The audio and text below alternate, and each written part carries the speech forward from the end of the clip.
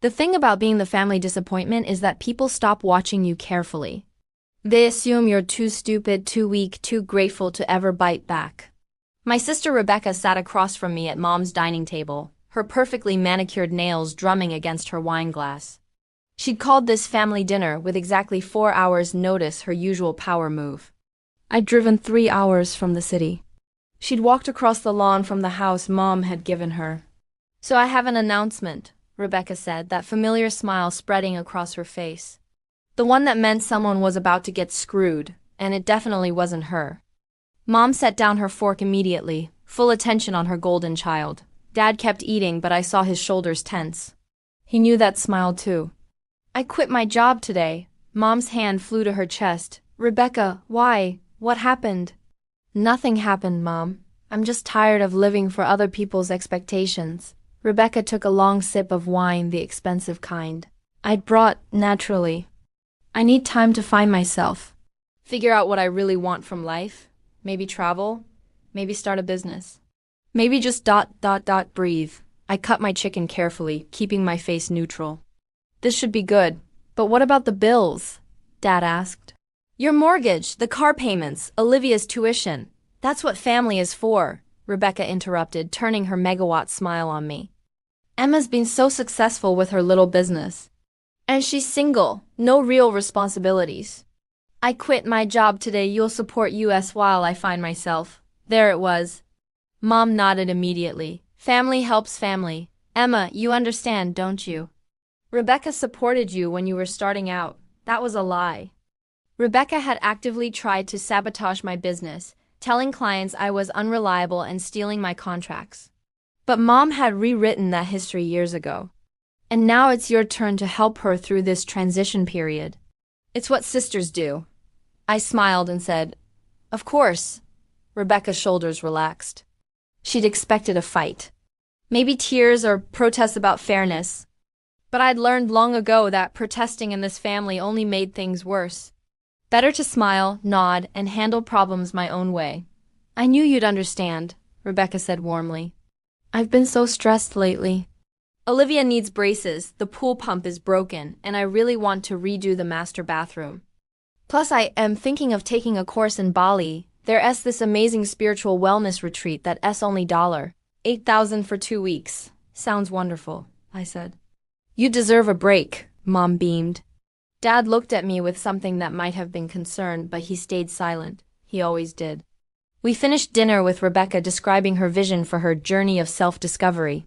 She'd probably be gone for 6 months, maybe a year. Mom thought it was inspiring. Dad carved the roast and said nothing. I smiled and poured more wine. At 9:30 p.m., I hugged everyone goodbye. Rebecca squeezed me extra tight. "Thank you for being such an amazing sister. I knew I could count on you. Always," I said. I drove back to the city, got home at 12:47 a.m. and sat down at my desk. I didn't go to bed. Instead, I opened my laptop and started making lists. At 9:47 a.m. the next morning, I made one call. "Good morning, Marcus. It's Emma Chan. I need to exercise Clause 7.3 of the Family Trust Agreement. Immediate freeze on all distributions pending restructuring review. Yes, all 47 accounts. Authorization code is ECO November 2791, effective immediately." Marcus Reeves had been our family's wealth manager for 12 years. He knew exactly what Clause 7.3 was. ID had it inserted when I restructured the trust 6 years ago. Mom and Dad had signed without reading the details. Rebecca had been too busy planning her wedding to care about boring financial stuff. "Emma, are you certain?" Marcus asked carefully. "This will freeze distributions to all trust beneficiaries. Your parents, your sister, even the educational accounts." "I'm certain."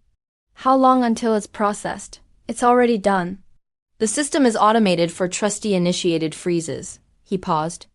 "Your mother is going to call me. Forward her to my attorney, Jennifer Martinez at Whitmore and Associates. I'll send you her direct number." By noon, their cards started declining. I was in a client meeting when my phone started buzzing. I silenced it. 47 minutes later, there were 32 missed calls. Rebecca, 16 times. Mom, 14. Dad, twice. At 2:30 p.m., the first payment bounced. Rebecca's mortgage payment. Auto-drafted from an account funded by monthly trust distributions. I'd timed it perfectly. The freeze had hit at 9:51 a.m. The payment attempted at 2:32 p.m. NSF, then the calls began. I let them go to voicemail while I finished my meeting, closed a $340,000 contract, and took my team out for coffee. At 4:15 p.m., I finally checked my messages. Rebecca's first message. Emma, something's wrong with my accounts. Can you call me? Rebecca's fifth message. May. This isn't funny. My cards aren't working. Call me back right now. Rebecca's 12th message. You, bitch, you did something. Fix IT right now or I swear to God. Mom's messages followed a similar trajectory from concern to hysterical. Dad's first message. Emma, please call your mother. Dad's second message. What did you do? I called Jennifer Martinez instead. Everything's in place, she said. I've received 17 calls from your mother and 9 from someone named Rebecca. I informed them all that you're exercising your rights as trustee to restructure the family trust and that all inquiries should go through my office. How did they take it? Your mother called me a manipulative bitch who turned her daughter against the family. Your sister threatened to sue. I told them both that the trust documents are ironclad and you're acting well within your authority. Also, your mother's attorney called. He's already reviewed the documents and confirmed you're legally protected. And? He told your mother to stop calling him because there's nothing he can do. She fired him. I smiled. Thank you, Jennifer. Emma? Her voice softened slightly. Are you okay? I'm perfect. At 6:47 p.m., I finally called my parents' house. Mom answered on the first ring. Emma Christine Chun, what have you done? Hi, Mom. I restructured the family trust. It's something I've been planning for a while. Planning? You can't just... She was actually sputtering. I never heard Mom at a loss for words. Turn it back on, right now. I can't do that, Mom. Yes, you can. You're the trustee. You can do whatever you want. Turn IT back on. The restructuring requires a 90-day review period. It's in the trust documents. Section 7, subsection 3, paragraph 4. You signed it 6 years ago. That's you tricked us. I sent you the documents 3 weeks before the signing. I sent you a summary. I asked you to have your attorney review it. You told me you trusted me and signed without reading it. Silence. Your sister needs that money, Emma. She has bills.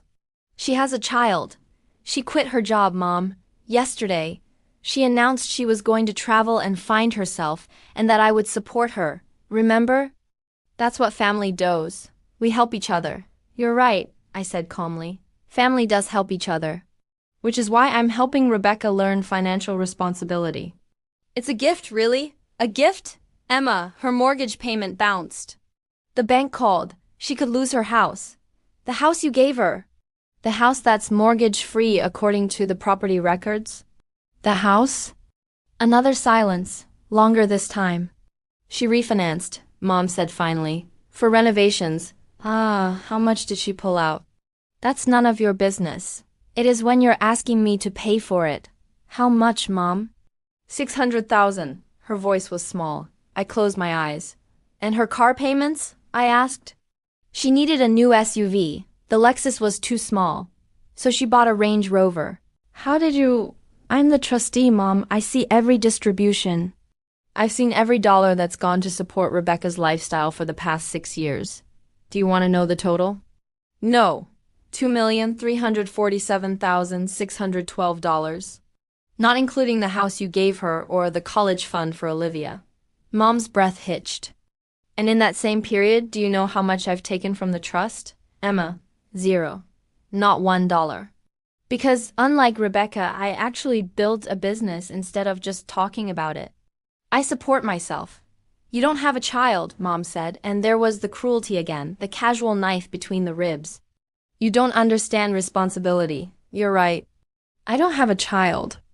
I have a company with 43 employees who depend on me. I have clients who trust me with their businesses. I have responsibilities you've never acknowledged because they're not the ones you wanted for me. This is about revenge, Mom said. You're punishing your sister because you're jealous. I'm not punishing anyone. I'm stopping the money. There's a difference. For how long? That depends. On what? On whether Rebecca gets a job. She's finding herself, Emma. She needs time. She has 90 days. If she's employed full-time by the end of the restructuring period, the trust can resume normal distributions.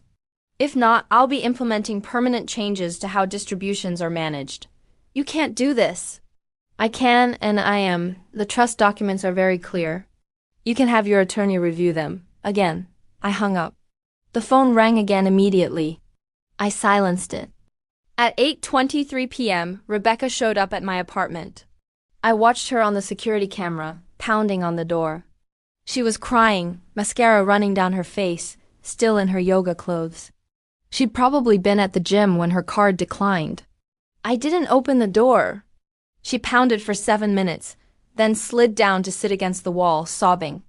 A neighbor came out, asked if she needed help. Rebecca started explaining that her horrible sister had stolen her money, that she had a daughter, that she was going to lose everything. The neighbor, Mrs. Patterson from 4C, looked at my door and said, "Your sister Emma? The one who paid for my husband's surgery last year." Rebecca stopped mid-sob. "Emma paid for your surgery? Stage 4 cancer. Insurance wouldn't cover the treatment. Emma heard about it somehow and showed up with a check. Wouldn't even let us pay her back. Saved his life." Mrs. Patterson stood up. "I don't know what's going on between you two, but Emma Chan is good people. You should probably think about why she's doing this." She went back inside. Rebecca sat there for another 3 minutes, then left. The next 72 hours were chaos. Mom called 16 times. I didn't answer.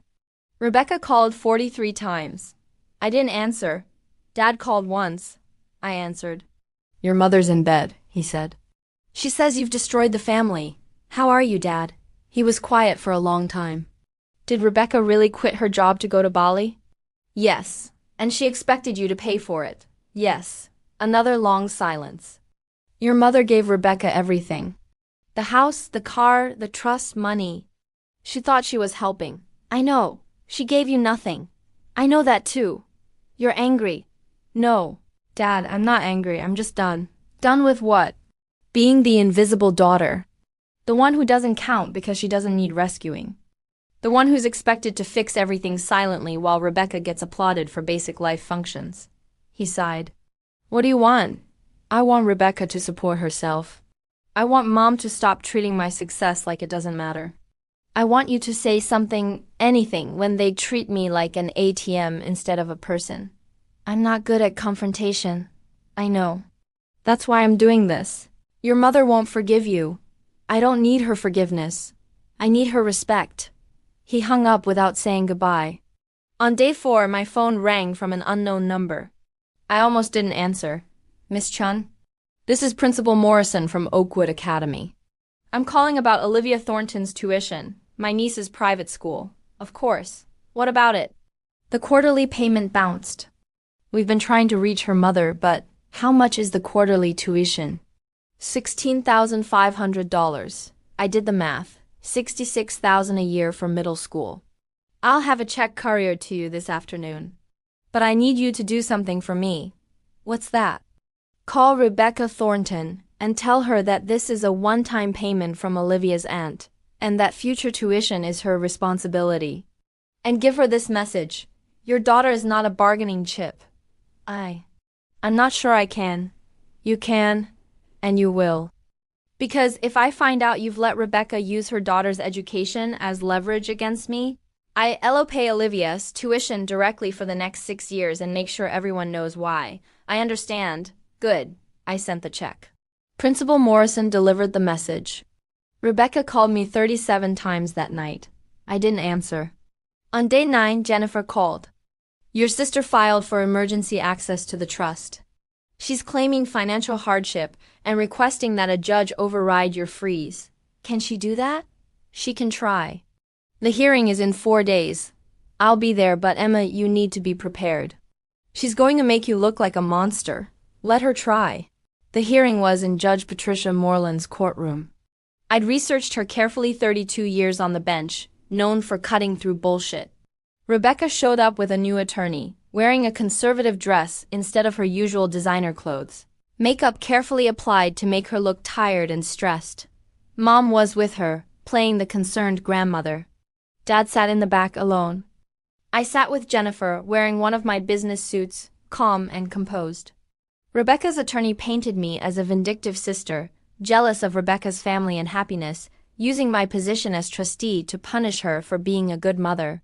He talked about Olivia's needs, about Rebecca's plans to start a business, about family values and support. Miss Chun has unilaterally frozen all access to family funds, Your Honor, he said. Funds that my client has depended on for years, funds that were intended to support the entire family. This freeze is causing real harm. Mortgage payments are bouncing. Credit cards are declining, and a child's education is at risk. Judge Moreland looked at me. Miss Chun, you're the trustee? Yes, Your Honor. And you froze all distributions? Yes, Your Honor. Why? I stood. May I approach? She nodded. Jennifer and I walked forward. I handed the judge a 3-inch binder. What's this? Judge Moreland asked. 6 years of trust distributions, Your Honor. Every payment, every withdrawal, every dollar that's left the trust. I've color-coded them by beneficiary. She opened the binder, started reading. Her eyebrows rose. Miss Thornton has received over $2 million in 6 years. $2,347,612. Your Honor, not including the $800,000 house my mother purchased for her. And you've received? Nothing, Your Honor. I support myself. Judge Moreland flipped through more pages. These distributions, they're not need-based. There's no oversight. Miss Thornton has been withdrawing funds for vacations, luxury purchases, elective renovations, ... Yes. Your Honor, the trust was established by my maternal grandmother with the intention of supporting her descendants. However, there was no framework for ensuring responsible use. As trustee, I'm exercising my authority to implement that framework. By freezing all access? By requiring all beneficiaries to demonstrate financial need and responsibility. My sister quit her job to find herself and announced that I would support her family while she traveled. I'm simply declining that expectation. Rebecca's attorney jumped up. Your Honor, Miss Chun is distorting the situation. Sit down, Judge Moreland said. She kept reading. Miss Thornton, you refinanced your mortgage to pull out equity? Rebecca stood shakily. Yes, Your Honor, for necessary home repairs. $600,000 for necessary repairs. The pool was cracked, and the master bathroom needed updating. Those are luxury renovations, not repairs. Judge Moreland looked at Rebecca's attorney. Your client quit her job?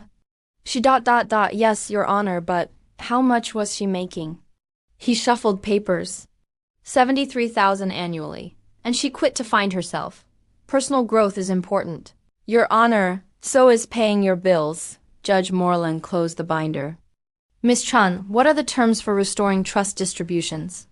Employment, Your Honor. Full-time employment with proof of income. The freeze can be lifted after the 90-day restructuring period if Miss Thornton demonstrates financial responsibility. And if she doesn't? Then I'll implement permanent controls on distributions. Need-based requests, reviewed quarterly with documentation required. What about the child's education? I've already paid this quarter's tuition directly to the school. I'll continue to ensure my niece's education is funded, but not through unlimited access to trust funds. Judge Moreland looked at Rebecca. Miss Thornton, get a job. This court has no authority to override a trustee exercising legitimate discretion, especially when that discretion is clearly warranted. Emergency petition denied. The gavel came down. Rebecca burst into tears. Mom wrapped her arms around her, glaring at me with pure hatred. Dad caught my eye and nodded, just once. Outside the courthouse, Jennifer squeezed my shoulder. That was beautiful. It was necessary. What now? Now we wait and see if Rebecca learns anything. I didn't have to wait long. Day 17. Rebecca got a job. Receptionist at a dental office, $42,000 a year. She lasted 6 days. Day 24. Rebecca got another job. Administrative assistant at a law firm, $48,000. She lasted 11 days. Day 39. Rebecca called me. I answered. You've ruined my life, she said. No crying this time. Just flat, exhausted anger. No, Rebecca. I stopped funding your life. There's a difference. I can't keep a job. Do you know how humiliating this is? I'm 42 years old, working reception, having some 25-year-old supervisor criticize my work. Welcome to reality. This is cruel. No. Cruel is expecting me to fund your midlife crisis while you travel to Bali. Cruel is announcing you quit your job and assuming I just pay your bills. This is consequences. Mom says you've always been jealous of me. Mom says a lot of things. Does she also say that I built a multi-million-dollar company while you were spending trust money on pool renovations? Silence. Get a job, Rebecca. Keep a job. 90 days. Then we can talk about restructuring the trust distributions. And if I don't? Then the freeze becomes permanent, and you'll have to support yourself like every other adult in the world. She hung up. Day 43. Mom called from the hospital. Dad had chest pains. False alarm, stress-related. This is your fault, Mom said. You're killing your father. No, Mom. Rebecca's choices are stressing Dad. I'm just not fixing them anymore. You're heartless. I'm responsible. You should try it sometime. Day 58. Rebecca got a third job. Sales associate at a furniture store. $35,000 plus commission. She kept it. Day 90. I lifted the freeze on my parents' accounts only. They could access their distributions. Rebecca's remained frozen. Mom called, triumphant. You have to restore Rebecca's access too. The 90 days are up. Read the trust documents. Mom, Section 7.3.5. Restoration of access requires trustee approval based on demonstrated financial responsibility. Rebecca's had 3 jobs in 90 days. That's not responsible. She has a job for 32 days. When she keeps it for 6 months, we'll talk. 6 months? 6 months, I hung up. Day 183. Rebecca still had the job. She'd even gotten a small promotion. Assistant manager, $43,000 plus commission. I scheduled a meeting with her and Jennifer. Rebecca looked different. Older maybe, or just more real. Less makeup, cheaper clothes, dark circles under her eyes. 6 months, I said. You did it, barely. Her voice was rough. Do you know what it's like, working retail at 42? Having customers yell at you over furniture deliveries? Making less in a year than I used to spend on clothes? Yes, Rebecca, I do. I worked retail all through college while you partied on Mom and Dad's money. I know exactly what it's like, she flinched. I'm restoring your trust access, I said. With conditions. What conditions? Jennifer slid a document across the table. You'll receive $3,000 monthly. Not enough to quit your job, enough to supplement your income. If you quit your job, the payments stop immediately. No exceptions. $3,000? That's nothing. It's in addition to your salary. It's more than most people have. I need more than that. My mortgage alone. Sell the house, I said. Downsize. Live within your means. That house is mine. Mom gave it to me. And you mortgaged it for renovations you couldn't afford. Sell it, pay off the debt, buy something smaller. Be an adult. She stared at me with something that might have been hate, or might have been respect. Hard to tell. Why are you doing this? She asked finally. Because watching you destroy yourself wasn't helping anyone. Because enabling you was making you weaker, not stronger. Because family doesn't mean being someone's ATM forever. Mom says you're punishing me. Mom's wrong. I'm saving you. You're just too angry to see it yet. Rebecca signed the agreement. She kept her job. She sold the house and bought a condo. She and Mom stopped speaking to me. Dad calls every few weeks. We have lunch. He tells me about Rebecca's commission checks, about Olivia's volleyball games, about Mom's bridge club. He never apologizes for the years of silence, for watching them treat me like I was less than. But he shows up, and sometimes that's enough. 6 months later, Rebecca sent me a text. I hate that you were right. I didn't respond. 2 weeks after that, thank you, I wrote back. You're welcome. We're not close. We may never be. But she pays her own bills now, and that's something. Mom still won't speak to me. She tells people I turn my back on family, that I'm cold and calculating, that I destroyed Rebecca's life out of spite. I don't correct her. The people who matter know the truth. I sleep perfectly at night, no guilt, no regret. I saved my sister from herself, protected my niece's future, and stopped funding a lifestyle built on my silence. That's not revenge. That's just good financial planning.